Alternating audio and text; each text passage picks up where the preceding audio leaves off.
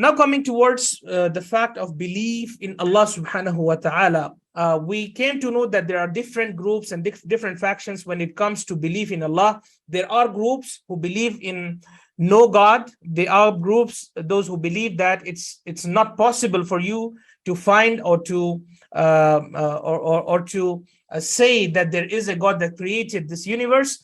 There are people who worship a God, or those who affirm the existence of a God, but they worship more than one God.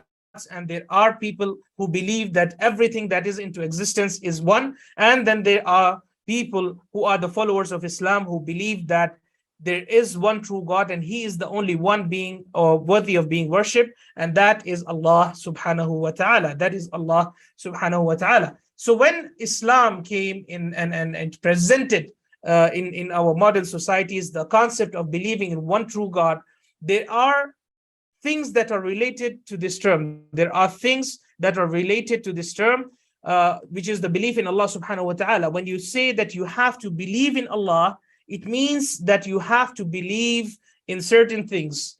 Let's take them one by one. There are four things, or the belief in Allah consists of four things. The belief in Allah subhanahu wa ta'ala consists of four things. The first one is belief in the existence of Allah subhanahu wa ta'ala. So when you say that you have to believe in Allah subhanahu wa ta'ala, you have to believe in the existence of Allah subhanahu wa ta'ala, that Allah subhanahu wa ta'ala exists. Allah subhanahu wa ta'ala is there into existence. Once you believe that there is a deity, and this deity is of the power of sustaining the creations, the universe, then comes the belief that he is the only one who is to be attributed towards lordship, which is the second thing that we need to believe, that we believe that he is existing. Allah subhanahu wa ta'ala is existing, and he existed always from the beginning of time. There is no beginning of Allah subhanahu wa ta'ala, and there is no end of the existence of Allah subhanahu wa ta'ala, which we call in Arabic as azal, which is that we believe that the existence of Allah subhanahu wa ta'ala did not have or does not have a beginning point, and his existence subhanahu wa ta'ala does not have an end point. He always existed, he is existing, and he will be existing forever.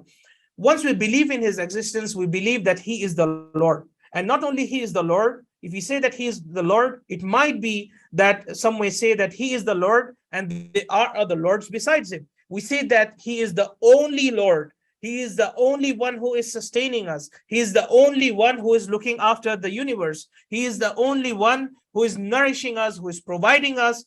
That is Allah subhanahu wa ta'ala. He is the only one who is the Lord of the whole universe, who is the Lord of all that is into existence. This is Allah subhanahu wa ta'ala. And once we believe that Allah exists and Allah subhanahu wa ta'ala is the Lord of everything that is into existence, the third thing that we need to believe in is to believe in his divinity, to believe in him being our ilah, the deity that is worthy of being worshipped. The reason being that he is into existence and he is the one who created us, provided us, and he is the one who sustains us. So the third category is that he only deserves our worship. He only deserves to be worshipped. He only subhanahu wa ta'ala deserves to be worshipped by the mankind. Our devotion, our spirituality, everything is related to Allah subhanahu wa ta'ala.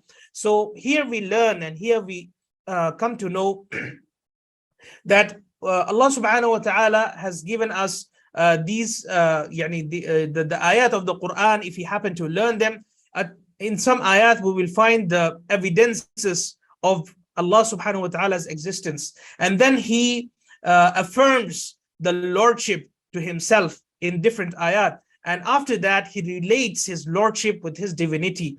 The one who created you, the one who sustains you, the one who provides you is the one alone who is worthy of being worshipped, and he is our Lord, he is our Rabb subhanahu wa ta'ala. And in addition to these 3 points, we have a fourth point, we have various beautiful names and attributes that are only to be attributed to Allah subhanahu wa ta'ala. The reason being that He is the Lord that is into existence, and He is the only one worthy of being worshipped. So all the qualities and all the attributes that befit to a Lord, that befit that befit to a creator, we should attribute it to Allah subhanahu wa ta'ala. So a person, if he happens to deny the existence of Allah subhanahu wa ta'ala, he goes into disbelief.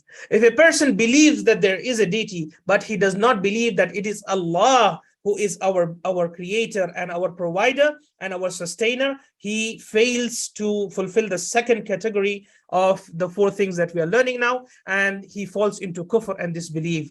If a person believes in the existence of Allah and believes in the lordship of Allah, like that of the kuffar of Makkah, the disbelievers of Makkah who used to believe in Allah's existence, they never had any doubt in the existence of Allah subhanahu wa ta'ala. They believed in it, and they also believed that He is the Lord, He is the cherisher, He is the sustainer, He is the provider. Yet they failed in the third category, where they did not used to worship Allah alone, and they were not affirming the divinity of Allah subhanahu wa ta'ala alone. They were a people who used to worship other than Allah subhanahu wa ta'ala, and they were a people who used to worship Allah, and those who used to associate partners with Allah, and those who used to associate partners with Allah subhanahu wa ta'ala.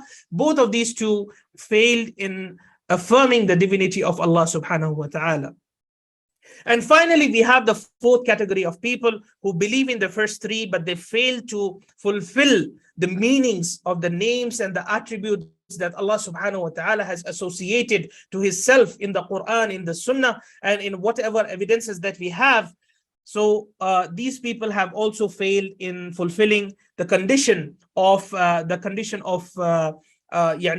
attributing the names and attributes to Allah subhanahu wa ta'ala. So to become a Muslim, to become a true believer in Allah subhanahu wa ta'ala, we have to believe in His existence, we have to believe in His lordship, we have to believe in His divinity, and we have to believe in the beautiful names and attributes of Allah subhanahu wa ta'ala. And by fulfilling all these four pillars of belief in Allah, a person fulfills the rights of believing in Allah subhanahu wa ta'ala and becomes a true believer in Allah subhanahu wa ta'ala.